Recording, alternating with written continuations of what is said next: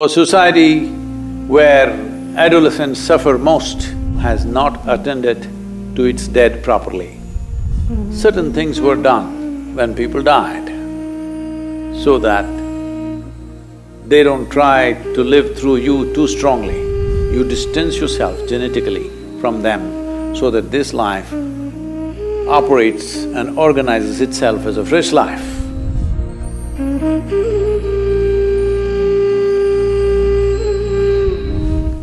Well,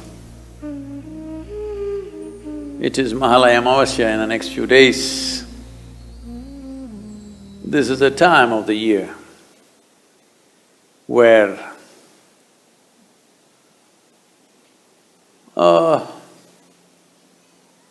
close to the autumnal equinox, this is the time of the year when the earth is most feminine, particularly in the northern hemisphere. The feminine quality of the planet is more enhanced.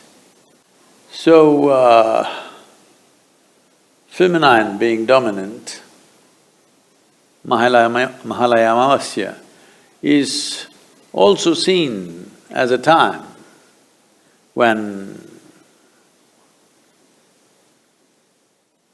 our respects, regards and obeisance be paid to our ancestors. What is the significance of ancestors? They're dead, why should we bother about them?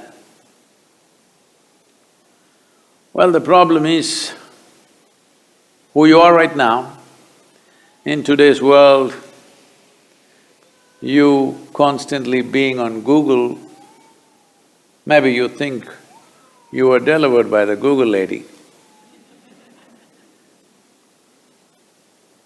The people that we refer to as your ancestors, they may not necessarily be wandering around, hanging on to the trees, but they're living within you. How much of ancestry stays alive within you? On one level, it enriches your life. On another level, it enslaves your life.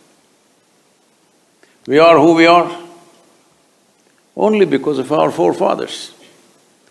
What they learned, what they knew, their skills, their technologies, their sense of life, we have imbibed all of it knowingly or unknowingly, every one of us. At the same time, if you let them live too strong within you, you won't have a life of your own. Because then, do not underestimate the dead, they will try to live through you. This is why so much care was taken, not in any one culture, across cultures everywhere in the world. Certain things were done when people died so that they don't try to live through you too strongly. Because if they live through you too strongly, your life is wasted. That is, you will not be a fresh life. You will be sort of a carbon copy of an old life. The very way you sit and stand You may not understand this in the beginning of your life. When you were 18, 20, you thought you're definitely not going to be like your father or your mother, that's the last thing you want to be. You know, I'm talking about the free spirits. But by the time you're 45, you sit like them, you stand like them, you talk like them, you know. Unknowingly, even your body moves like them. So every culture always took care to distance themselves from the dead in so many different ways. In India, we developed elaborate methodologies, chose times when we can do maximum in this direction, so that year on year, we create more and more distance. So this is a time of the year which is referred to as the Pitru Paksha. That means this is a time to attend to your ancestors. You may know them, you may not know them. Up to 12 generations of people are usually attended to so that they don't try to live through you. You distance yourself genetically from them so that this life operates and organizes itself as a fresh life, as a new possibility, that it doesn't become a repetition of the past. So this, we are right now at this time on the Mahalaya Amavasya in the yoga center. I think anywhere between 20 to 25,000 people will do the necessary processes to distance themselves from their ancestors. They may be dead long time ago. How we handle the dead has substantial relevance to one's life. I've said this before, which now going into research mode in some places, because what you observe with life is no more research. You have to observe the lab rats, whether their ancestral behavior has influence on them. Only if it's true for rats, it's true for you. Rat race, you know. Well, even among them, it's been noticed that one experiment, I think this happened in the Emory University, if I'm right, or I could be off in terms of university, some premier American university for sure. They made this small experiment where a bunch of rats were given nice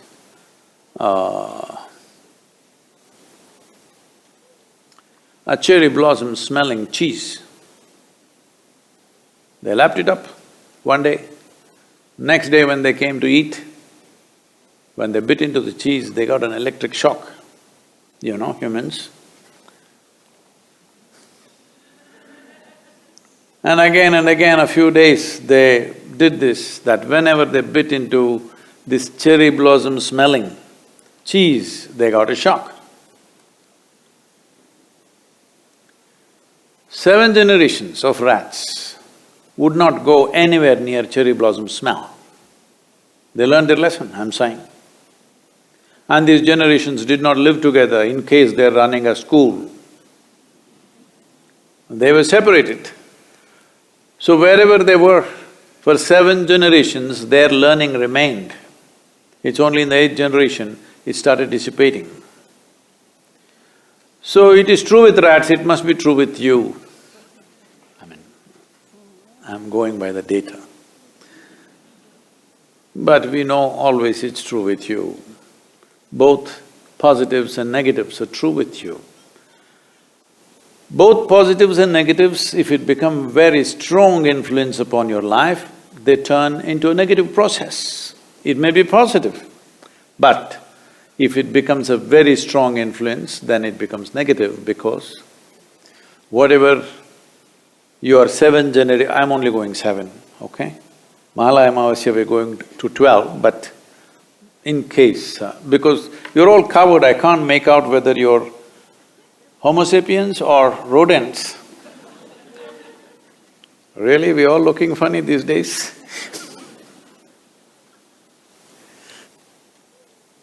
So, generations of people that we have lost, probably we do not know them, we don't know their names, we have not even seen their pictures, but they're living through us. So whatever learnings they had 7 or 12 generations ago, if it plays out too strongly, you will become irrelevant to today's life. So you have a fear of cherry blossom, may not mean anything today, but it continues within you. So this complex web of information, which we are today calling as genetic information, karmic information, pranic information, various kinds of things which have built up as a network of information which is functioning in our lives in so many different ways. Some of it has been accessed and researched by scientific modern research. Many, they know it is heading in that direction, but you need funding to come out with results, so it is being postponed. But we know this has influence. especially societies which don't handle their dead properly. In those societies, the most vulnerable population will be adolescents. From 0 to 8 years of age, children generally have a kind of a protection and an immunity from the ancestors.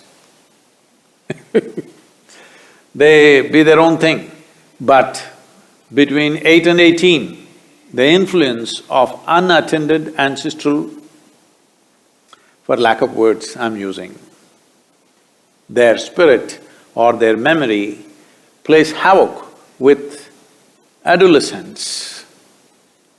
So a society where adolescents suffer most, it's the best part of your life in many ways, but they suffer most, that society, you must know, has not attended to its dead properly. So this is the time of the year where even if we have not done something in the past, everybody makes an attempt to deal with the ancestral dead so that their influence is limited in our lives. We appreciate who they were, we appreciate their contributions, we have this kind of body, this kind of brain, this kind of learning, this kind of whatever. In all that they have a role, we appreciate that. At the same time, we want them to stand a little away from us so that we can live our own lives. This is important. Otherwise, their influence will be very, very strong. Adolescents and post-pregnancy women are most vulnerable for these forces. It is very important. If there are such people in your homes, you must attend to this. So Mahalaya Amavasya,